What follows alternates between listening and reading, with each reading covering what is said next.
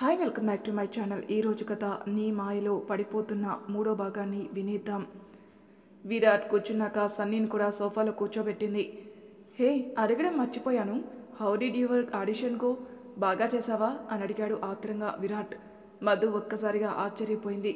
తనని ఆడిషన్ గురించి అడిగేవాళ్ళు లేరని బాధపడుతూ ఉంటే విరాట్ గుర్తుపెట్టుకుని మరీ తన ఆడిషన్ గురించి అడగడం ఆమెకి చెప్పలేనంత సంతోషాన్నిచ్చింది.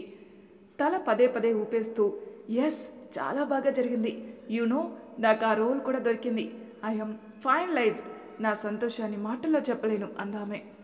Wow, that's a great news, Hartley congratulations, it's time to celebrate, పద ఎక్కడికైనా రెస్టారెంట్కి వెళ్ళి సెలబ్రేట్ చేసుకుందాం అన్నాడు మరింత ఉత్సాహంగా విరాట్. సన్నీ కోపంగా తండ్రి కేసు చూశాడు. వాడికి తన డాడీకి బోల బాబాయ్ ఇచ్చిన చెత్త ఐడియా గుర్తుకొచ్చింది. మధు హ్యాపీగా thank you so much, but ఇప్పుడు కాదులేండి, మరొకసారి వెళ్దాం, నేను ఆల్రెడీ ప్రిపరేషన్ స్టార్ట్ చేసేసాను అని చెప్పి సన్నీతో, సన్నీ నువ్వు కూడా ఆంటీకి కంగ్రాట్స్ చెప్పవా ప్లీజ్ అని చేయి అందించింది షేక్ హ్యాండ్ కోసం. సన్నీ షేక్ హ్యాండ్ ఇచ్చాడు. థ్యాంక్ యూ సన్నీ అని చేతిని ముద్దు పెట్టుకుంది. సన్నీ సిగ్గుపడిపోయాడు. మధు ఏదో గుర్తుకొచ్చి అన్నట్టు మీ డిన్నర్ అయిపోయిందా, మీ డిన్నర్ ఇంకా అవ్వలేదంటే కలిసి చేద్దామా అని అడిగింది విరాట్ని. మా డిన్నర్ ఇంకా అవ్వలేదు యాక్చువల్లీ, సన్నీ నిన్ను చూడాలని ఉదయం నుంచి అని ఏదో చెప్పబోతుండగా సన్నీ దీనాతి దీనంగా ముఖం పెట్టి వద్దని సైగ చేస్తూ తండ్రిని చెప్పొద్దని ప్రాధేయపడ్డాడు. తను ఏమీ తినకుండా అన్నీ విసురుకొట్టి మొండితనం చూపించాలని తెలిస్తే ఆంటీ తనని ఇష్టపడదని వాడి భయం పాపం. ఉదయం నుంచి ఏంటి అని అడిగింది Madhu.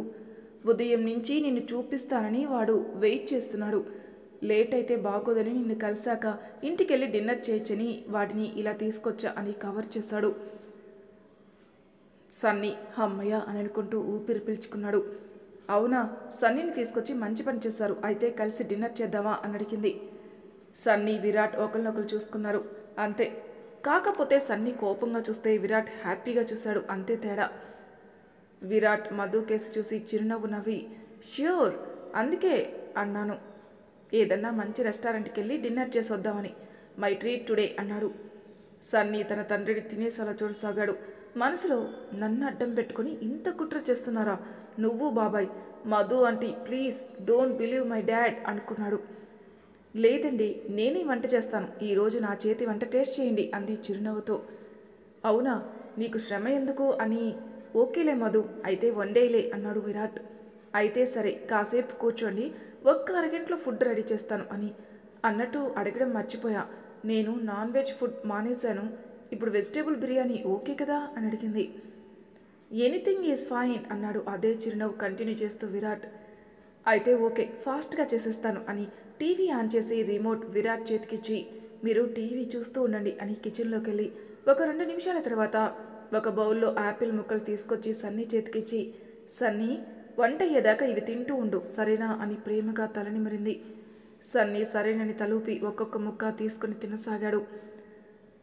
Madhu let me help you అని సోఫా మీద నుంచి లేచాడు విరాట్. అయ్యో భలేవారే, మరేం పర్వాలేదు, మీరు టీవీ చూస్తుండండి, నేను అరగంటలో అన్నీ చేసేస్తాను అని విరాట్కి మాట్లాడే ఛాన్స్ ఇవ్వకుండా కిచెన్లోకి వెళ్ళిపోయింది. మధ్యాహ్నం నుంచి ఏమీ తినకుండా ఖాళీ కడుపుతో ఉన్నాడేమో పాపం సన్నీ. గబగబా ఆపిల్ ముక్కలన్నీ తినేశాడు. అప్పటి నుంచి మధు ఆంటీ ఎప్పుడు బయటకు వస్తుందా అని కిచెన్ కేసే చూడసాగాడు. విరాట్ కొడుకు తలనిమిరి ఆంటీ దగ్గరికి వెళ్తావా అని అనూయంగా అడిగాడు.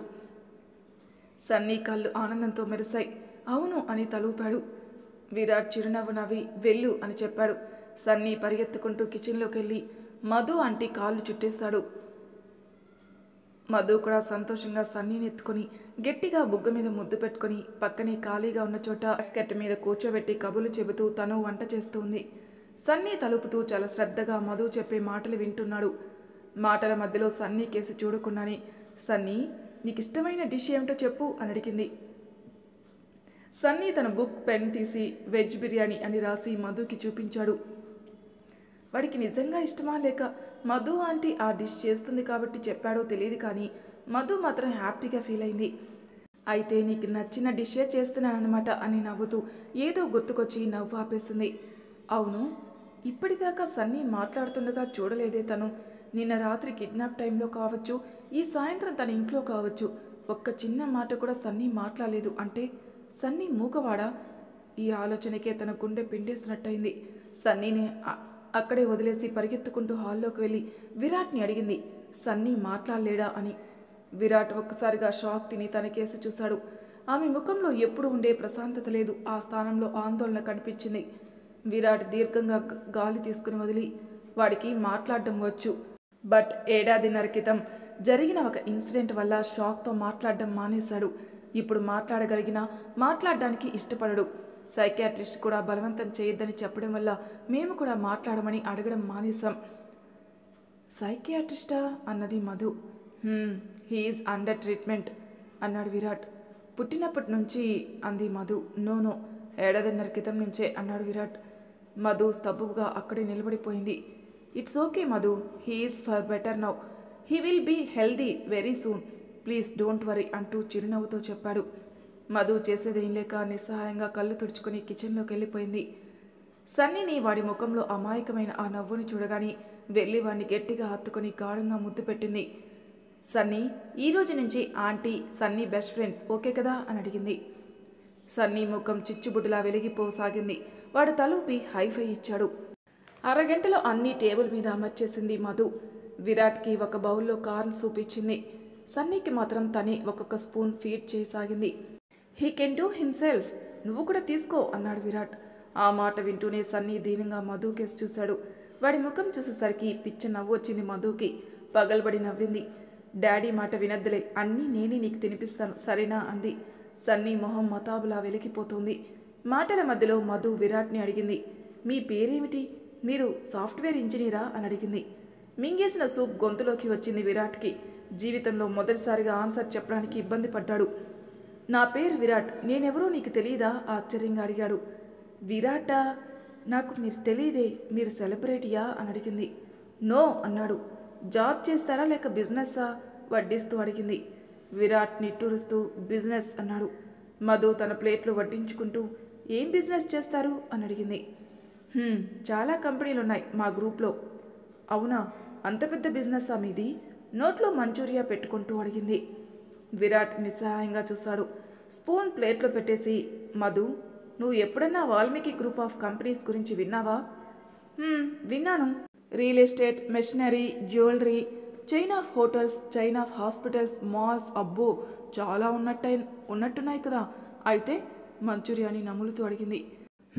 ఆ వాల్మీకి గ్రూప్కి సీఈఓని నేనే, నా పేరు విరాట్, మధు కళ్ళలోకి చూస్తూ చెప్పాడు. అప్రయత్నంగా చేతిలో ఉన్న ఫోర్క్, స్పూన్ ప్లేట్లో పడ్డాయి. నోట్లో అప్పుడే పెట్టుకున్న మంచూరియా కూడా ప్లేట్లో పడింది. కళ్ళు పెద్దవి చేసి విరాట్ కేసు చూసింది. మీరు చెప్పేది నిజమా? ఒక్కొక్క అక్షరం ఒత్తి పలుకుతూ అడిగింది. చెక్ అని తన మొబైల్లో గూగుల్ ఓపెన్ చేసి ఇచ్చాడు. విరాట్ మొబైల్లో చూసి ఆశ్చర్యపోయింది మధు. ఐఎమ్ సారీ సార్, నాకు తెలియక ఏదేదో వాగేశాను, ప్లీజ్ ఏమీ అనుకోవద్దు, ఐఎమ్ రియల్లీ సారీ సిన్సియర్గా చెప్పింది Madhu. No need to feel sorry Madhu, నేను కూడా నీలాంటి మనిషినే, అందరికీ నేను తెలియడానికి నేనేమన్నా మదర్ తెరిసానా చెప్పు? ఎప్పుడు స్వార్థంతో లాభాల కోసం ఆలోచించే పక్కా బిజినెస్ మ్యాన్ని అని చిరునవ్వు నవ్వాడు. You are too humble sir అంది మధు. కాల్ మీ విరాట్, ఈ సారు గీరు అని పిలవద్దు ప్లీజ్, విరాట్ అని పిలిస్తేనే నాకు కంఫర్టబుల్గా ఉంటుంది అన్నాడు. ఓకే విరాట్ గారు అని చిరునవ్వు నవ్వింది మధు.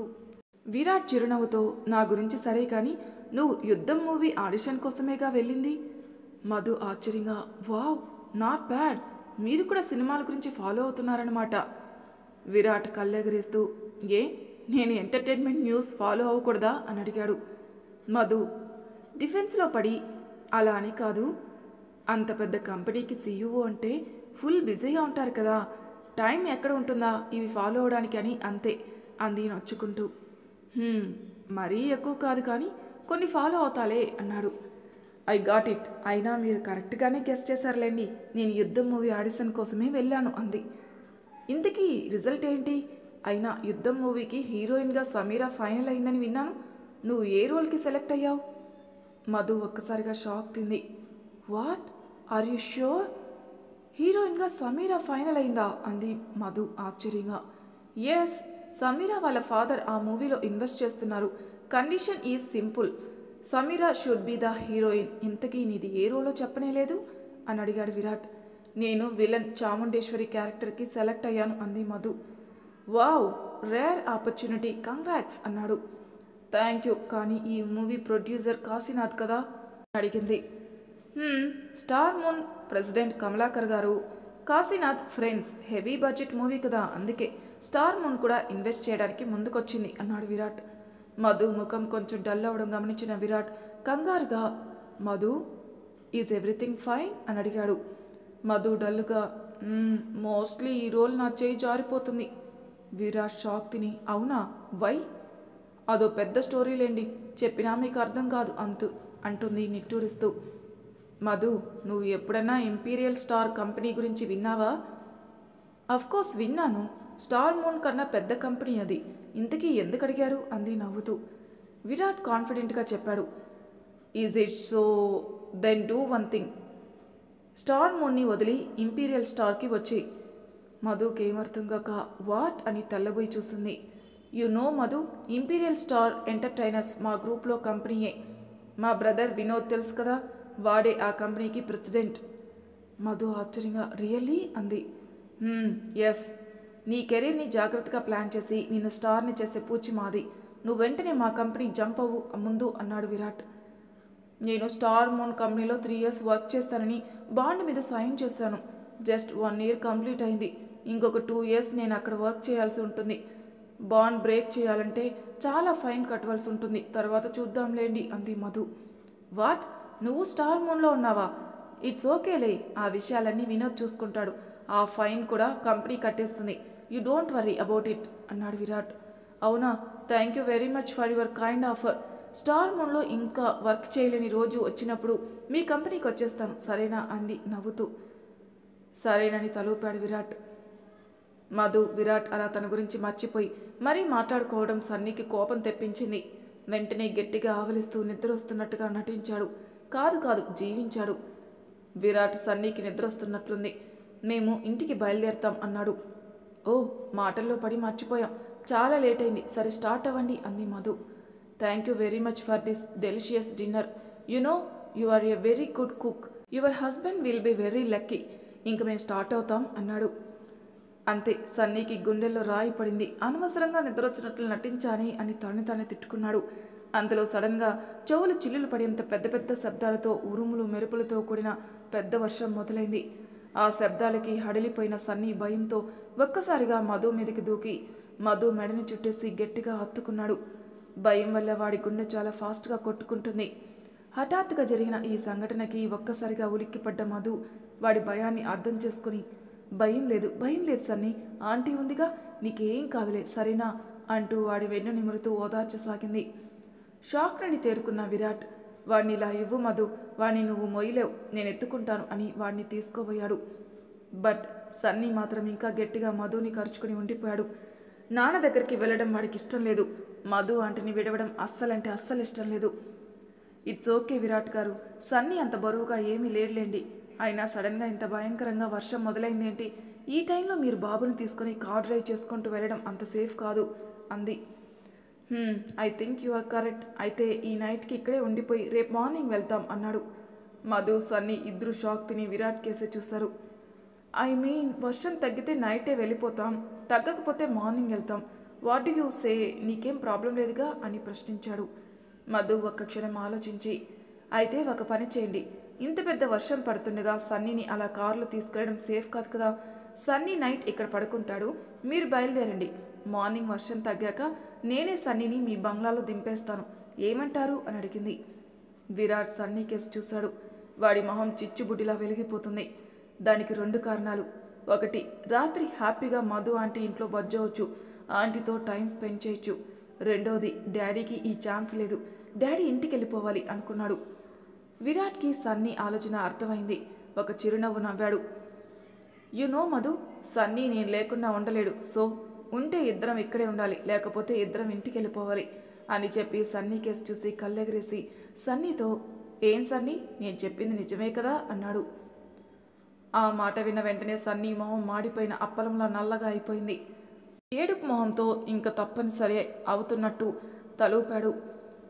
మనసులో మాత్రం, కొన్నాళ్ళు ఆగు డాడీ, నేను తొందరగా పెద్ద అయిపోయి నీ మీద రివెంజ్ తీర్చుకుంటాను అనుకున్నాడు. మధు కూడా అవునా, బట్ ఇక్కడ మీకు సౌకర్యంగా ఉండదు, ఇల్లు చిన్నది, ఒక్కటే మంచం అని తటపటాయిస్తుంటే ఇట్స్ ఓకే మధు, నీకు ట్రబుల్ ఇవ్వను, వర్షం తగ్గే వరకు సన్నీని తీసుకుని వెళ్ళిపోతాను అన్నాడు విరాట్. సన్నీ దీనంగా తండ్రి కేసు చూశాడు. విరాట్ మరేం పర్వాలేదన్నట్టు కళ్ళతోనే భరోసా ఇచ్చాడు. సన్నీ సరేనని తలూపాడు. అయితే సరేనండి, గివ్ మీ 2 minutes, నేను బెడ్ రెడీ చేసొస్తాను అని బెడ్రూమ్లోకి వెళ్ళింది. బెడ్షీట్స్, పిల్లో కవర్స్ అన్నీ మార్చి దాదాపు 10 నిమిషాల తర్వాత 2 నైట్ డ్రెస్సులు తీసుకొచ్చింది. చిన్న సైజ్ డ్రెస్ ఒకటి సన్నీకి, పెద్ద డ్రెస్ ఒకటి విరాట్కి. చిన్న డ్రెస్ ఆంటీ ఇంట్లో ఎందుకుంది? ఆంటీకి నా వయసు కొడుకున్నాడా? మనసులో ఆందోళన పడసాగాడు పాపం సన్నీ. బట్ బయటికి చెప్పలేదు. విరాట్ కూడా ఇంచుమించు అలాంటి ఆలోచనే వచ్చింది. ఉండబట్టలేక అతను మాత్రం అడిగేశాడు, ఈ ఫ్లాట్లో నీతో పాటు జెంట్స్ ఎవరైనా ఉంటున్నారా? Gents tracksuit and T-shirt ఎక్కడివి అని అడిగాడు. ఓ అదా, ఆ డ్రెస్ మా తమ్ముడి కోసం ఆన్లైన్లో బుక్ చేశాను, కలిసినప్పుడు ఇద్దామని. అది సరికొత్తది, వాడినది కాదులేండి, మీరు వేసుకోండి పర్వాలేదు అంది. అయ్యో, మీ తమ్ముడి కోసం కొన్నదా? అతని కోసం ఉంచేయి మధు, పర్వాలేదు నేను ఇలాగే పడుకుంటాలే, ఇట్స్ ఓకే అన్నాడు విరాట్. మధుని ఇబ్బంది పెట్టినట్టు అవుతుందేమో మనసులో పీకుతుంది అతనికి. ఇట్స్ ఓకే, వాడికి మళ్ళీ కొంటానులేండి, మీరు ఈ డ్రెస్తో పడుకుంటే నిద్ర ఏం పడుతుంది చెప్పండి, మొహమాట పడకండి అని నవ్వింది మధు. మరి సన్నీకి ఇచ్చిన ఆ చిన్న డ్రెస్ ఎక్కడిది? ప్లీజ్ డోంట్ థింక్ అదర్వైజ్ అన్నాడు విరాట్. మధు నవ్వుతూ, అడిగినా పర్వాలేదులేండి, అది మా ఫ్రెండ్ కొడుకు కోసం కొన్నది, బట్ ఇవ్వలేదు. నైట్ డ్రెస్ గిఫ్ట్గా ఇవ్వడం బాగోదనిపించి వేరే ప్యాంట్ షర్ట్ కొని ఇచ్చాను. సో ఈ నైట్ డ్రెస్ ఇలాగే ఉండిపోయింది. లక్కీగా మన సన్నీకి ఇలా పనికొచ్చింది అంది. సన్నీ, విరాట్ ఇద్దరు ఊపిరి పీల్చుకున్నారు. ఈ 2 డ్రెస్సులు బ్రాండెడ్వి కాదు, తక్కువ రేటువే, మీకు నచ్చుతాయో నచ్చువో అంది బుర్రగొక్కుంటూ. బ్రాండెడ్ ఏముంది మధు, అవసరానికి పనికొస్తే చాలు. నో మధు, ఒక్క నిమిషం నువ్వు మ్యారీడా అని డౌట్ వచ్చింది తెలుసా అన్నాడు నవ్వుతూ విరాట్.